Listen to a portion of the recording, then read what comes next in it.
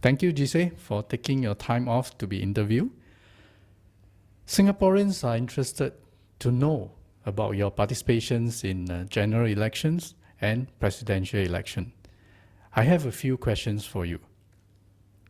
What motivated you to take part in the presidential election in 2011 after your failure in GE 2011?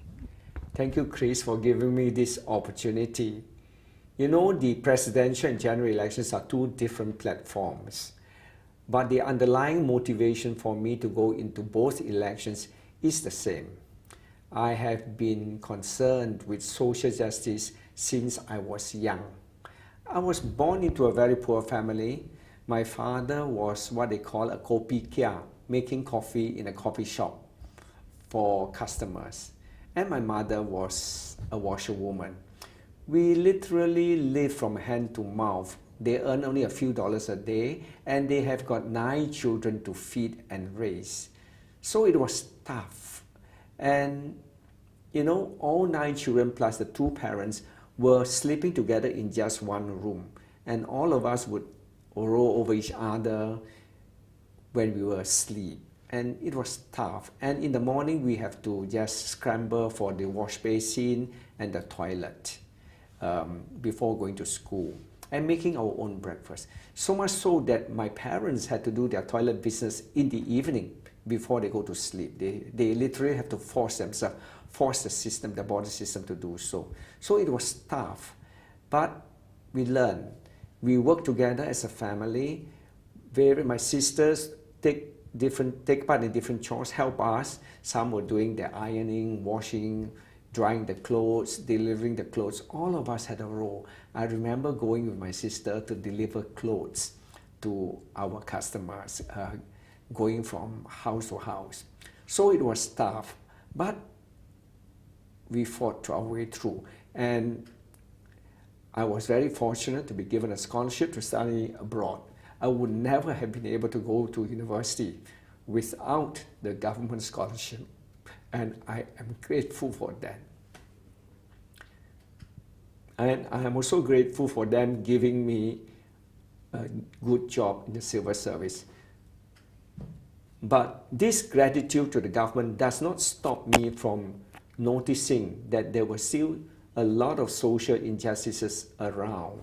And it is because of these social injustices that I have decided to come out to articulate my views on this. Who else would know better than someone who has been intimately involved in government policy making and monitoring of society? So I thought that I could play a role. That is why I have come out to participate in both the presidential and general election, seizing whatever opportunity that is afforded to articulate, to fight for my cause. Now, you are back to take part in GE 2015. Some Singaporeans see you as an opportunist. How do you respond to that? In Singapore, there are very few platforms for alternative views to be expressed. The media, the public media, is dominated by the government. Day in, day out, you hear nothing but the views of the government on issues, as though there is only one view in this world and there is only one solution to all these problems. But life is not just that. Life has many views, many perspectives, and many solutions.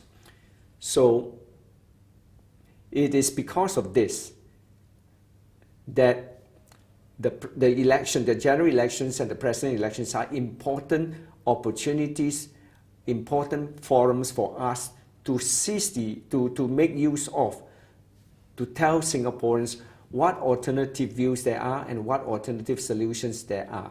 That is why I have gone into these elections. There are only 2 platforms in Singapore to say our piece, to tell Singaporeans what's wrong and what are the possible solutions. So, why did you not join any existing opposition party? Why is there a need to form a new party?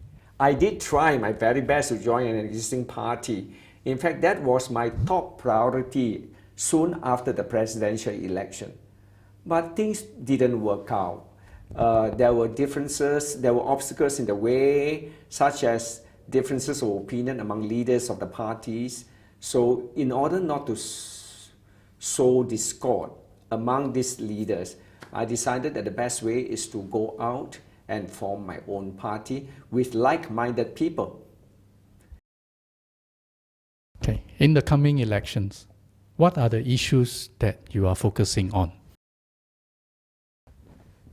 Well, there have been a lot of social and economic issues in the past and in the present, but they have been magnified in the last 10 years by the huge influx of foreign workers into Singapore. The first 40 years were fantastic. There were jobs, there were some bad years, but on the whole, the first 40 years were good. There was growth, there was jobs, there was social mobility. But the last 10 years under this present Prime Minister, problems have been magnified manifold with his liberal admission of foreign workers. Over 1 million foreign workers over 10 years, in 10 years. So this sudden influx, this huge influx of foreign workers has caused so many problems to us. They have taken away jobs that our Singaporeans are involved in. The PMETs have lost their jobs. The cleaners, workers, everywhere, even the delivery boys at McDonald's have been replaced by foreign workers. Our parking attendants have also been replaced by foreigners. So Singaporeans have lost jobs to foreigners. And our wages have suffered as a result. Wages have kept coming down because these foreign workers come from countries where the wage levels were so much lower. Not only that, they have also caused us to lose our space in housing, in hospitals. The queues in hospitals are so long and there are so limited spaces, so limited beds that, so the waiting period just been stretched. And then there is this space in public transport. MRTs keep on breaking down. Places in school for our students.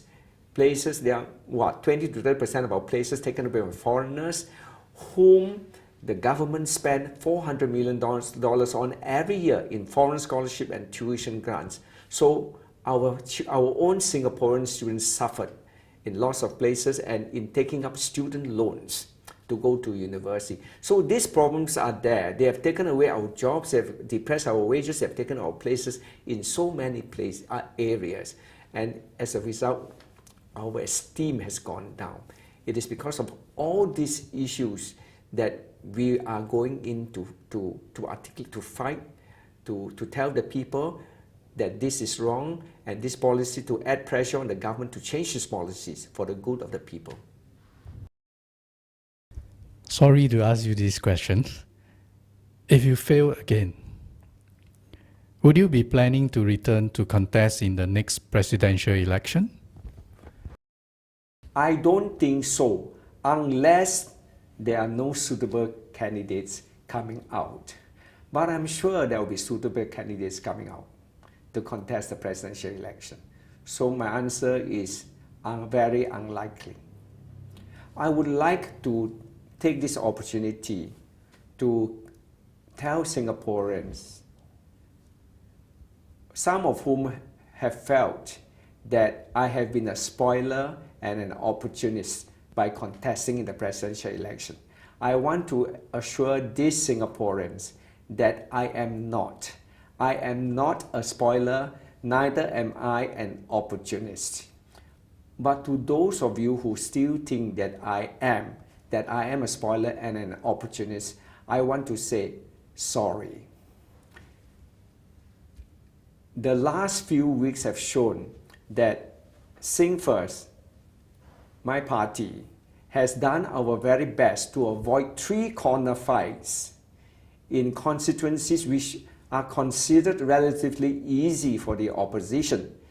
And we have given up these constituencies that we are interested in, even in order to avoid three-corner fights, even if it means having to go to areas, tougher areas like Tanjong Pagar and Jurong,